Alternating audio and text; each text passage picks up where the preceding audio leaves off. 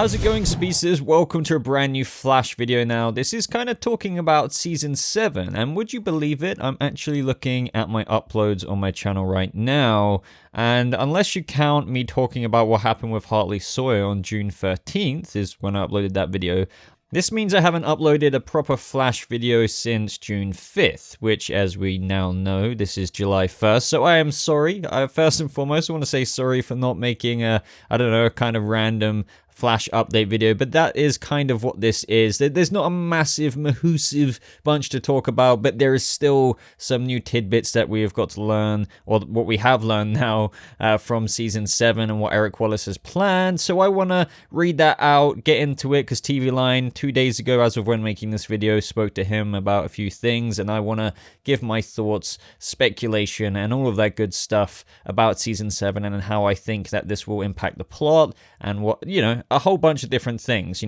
do with Reverse Flash and all good stuff like that. So as usual, everyone, I would still love to hear your input on what I discuss in today's video down in the comments below. As always, I read every single comment, so I'll be looking out for quite a few of them and maybe even giving quite a few hearts on them. And also, guys, if you want to talk to me personally, that is in voice chat. If you don't want to do voice chat with me, you can just talk to me over a keyboard. I do have a Discord server. Link to that, as always, is in the video description down below, as well as some Patreon links and, my social media where you can support the channel a bit further. So let's get into this. As you guys know, the Flash adopted kind of a new storytelling approach in Season 6, which is the graphic novel approach. And Eric Wallace goes on to talk quite a bit about the graphic novel approach in Season 7, and that's something that I have been quite vocal about supporting, because I feel like it really, it didn't fix absolutely everything in Season 6, but what I think we can all agree on is that Season 6 was better than Season 5, which I think should go without saying. But bottom line, I'm a big fan of the graphic novel approach because it introduces a little bit more of a self-contained story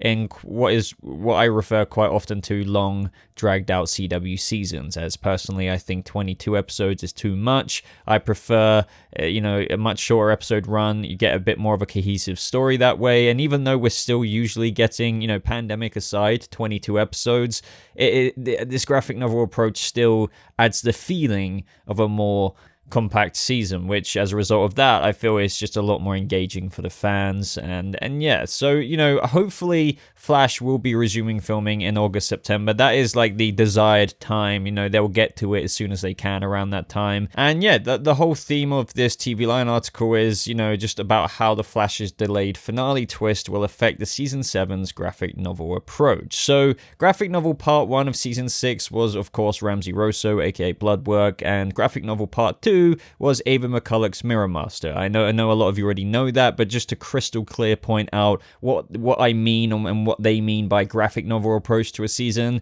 That's what they mean, because usually in a graphic novel, you obviously have issues that have been compiled into that kind of volume or graphic novel, but you have a specific separate story for the speedster Barry Allen. So obviously Ramsey Rosso was the first part, Season 6, and Mirror Master was the second part. However, due to the halt in production, there were 3 written but uncompleted Season 6 episodes, and I'm sure a lot of you are aware in Season 7 these episodes in some form or another will lead off the beginning of the season, because they've kind of been self-cannibalized and I believe condensed down. So I don't think they're going to do necessarily all 3 episodes, and a lot of stuff will be cut, because of course we have to bear in mind what they had in mind for Hartley Sawyer. They're going to have to take into account and write in new story for what would have been his involvement in those episodes. So it's very interesting to consider that part, because Ava McCulloch's storyline was not resolved in Season 6 as it was meant to, and then the cliche cliffhanger, which is as always usually intended to make audiences' mouths drop in anticipation for the following season,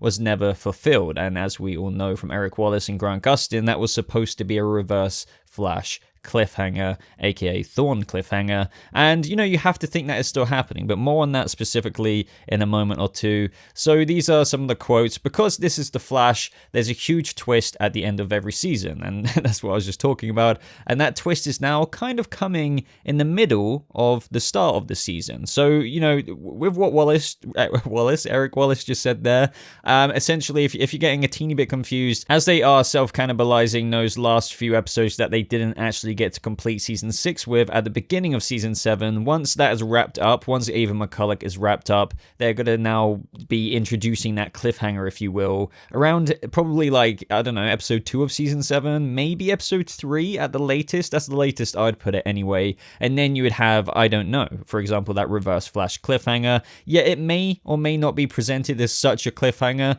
because obviously at the end of a season, that is it for several months until October and when the Flash comes back. So I think it will still be, let's say this is still Reverse Flash, and I really, really do hope that they maintain their original, concept of the cliffhanger for season 6 being Reverse Flash, and they maintain that in, I don't know, the end of episode 3 of season 7. They will just put it at the end of the episode, and then we'll be all very excited for episode 4 the following week, because instead of several months, until October, and us having to wait to find out what that cliffhanger meant, well, we only have a week. So that's what I meant by how it will be a little bit different, since we're getting it from one week to the next week in terms of picking up what the heck that cliffhanger means. Now, Eric Wallace goes on to say, and that has really affected our storytelling for all of season 7, which is hoped to premiere in January 2021. Wallace, though, chooses to see the ripple effect as yet another blessing in disguise, akin to how Crisis drove the first half of season 6.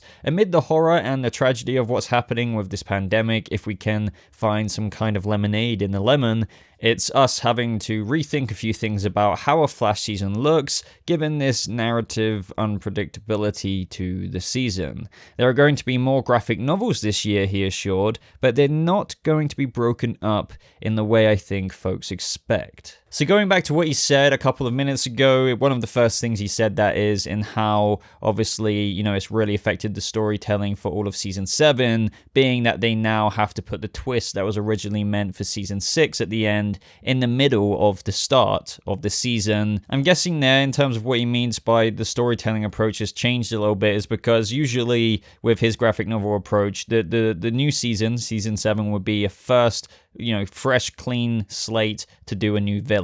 And that would have, I assume, to have been the cliffhanger ending, because Ava McCulloch, the Mirror Master, would have been completely closed as of the end of season 6. But I guess the way it's impacted the storytelling for all of season 7 is that now you have this kind of delayed response, and how you've still got Ava McCulloch at the beginning, but then you're going to open a new chapter to a new villain, which you have to assume is Thorn. As I keep saying, please, please, please don't change the twist. I know they have a lot more time to rethink things now, but I really hope it's still the Reverse Flash cliffhanger.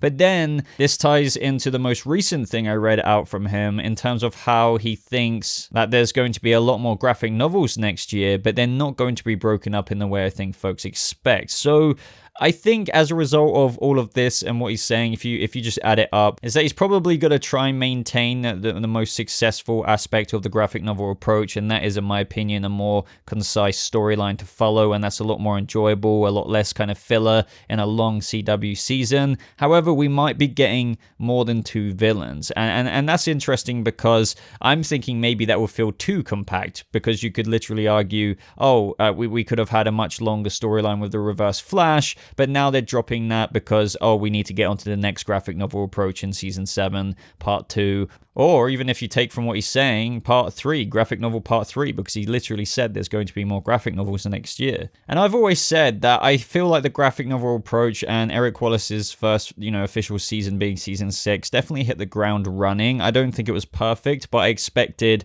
after season 6, Eric Wallace to come back, with improvements and just work upon the things that worked best with his graphic novel approach for season 7. And now it seems to be, and you do have to take the pandemic into account with the fact that they have to finish off the Ava McCulloch storyline and all of that good stuff, but now it seems to be that he wants to do even more. But as I just said, it's just going to be interesting to see if that feels like it's too flooded out, because I don't want the original season 6 cliffhanger to be Reverse Flash, for them to still keep that in season 7, and for it to be cut off fairly early for them to do, I don't know, Godspeed, for example. Now that would still be good. I wouldn't mind that if season 7 storyline after Ava McCulloch is out the way, let's say by episode 3 of season 7, they do Reverse Flash, and then the second part is Godspeed. But the way he's making it sound is that beyond Reverse Flash, for example, beyond Godspeed, that graphic novel part 2, they might do a graphic novel part 3, and who knows, that could be like Cobalt Blue. I don't know. Like, these are all just speculative examples just for the sake of this argument.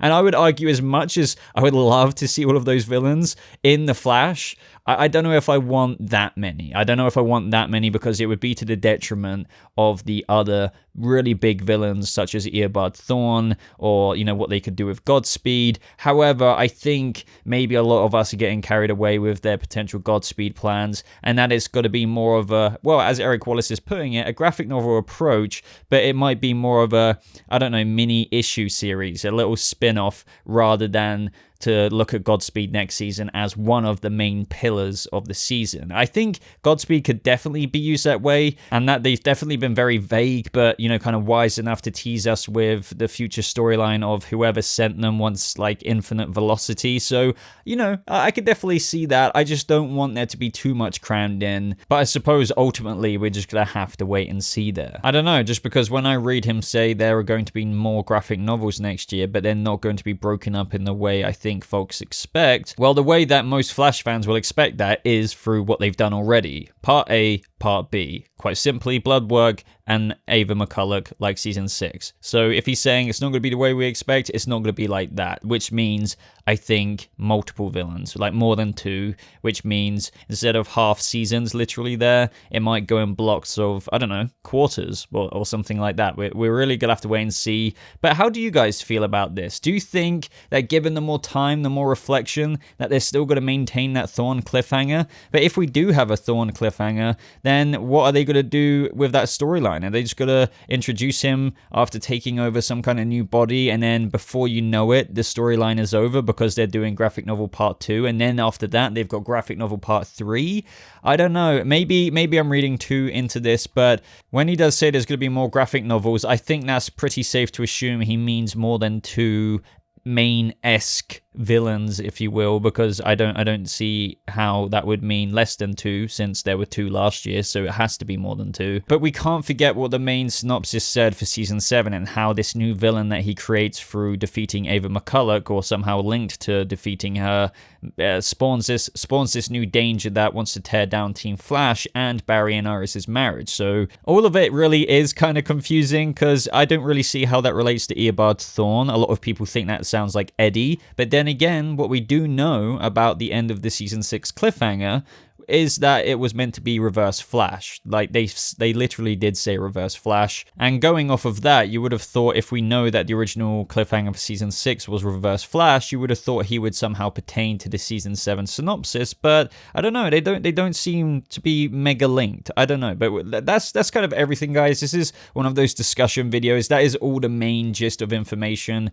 that Eric Wallace had to say about season 7. I just wanted to have an open discussion with you guys, spit out my thoughts, but also I would love to absorb some of yours. So do you have any theories based on what I've discussed and what I've kind of speculated about through what Eric Wallace has teased us with, how there's going to be more graphic novels next season, but not the way people maybe expect, and how he went on to tease that the season 6 twist is now coming in the middle of the start of the season? I don't know, I'd love to hear how you think that this impacts just everything. But aside from that, guys, if you enjoyed sitting back and just, I don't know, hearing my thoughts in this video, I'd really appreciate it if you guys could take 2 seconds to click that like button. It really does help me out. Other than that, links as always are in the video description to my Twitter, to my Instagram, and to my Discord community, and other places where you can support the channel, such as the join button or my Patreon page. And speaking of Patreon page, I want to give a huge shout out to the patrons appearing on the screen. I really do appreciate the support you guys put into the channel. But thank you so much for watching, everyone. I hope you have a lovely rest of your day, and I'll see you speedsters in the next video. Goodbye.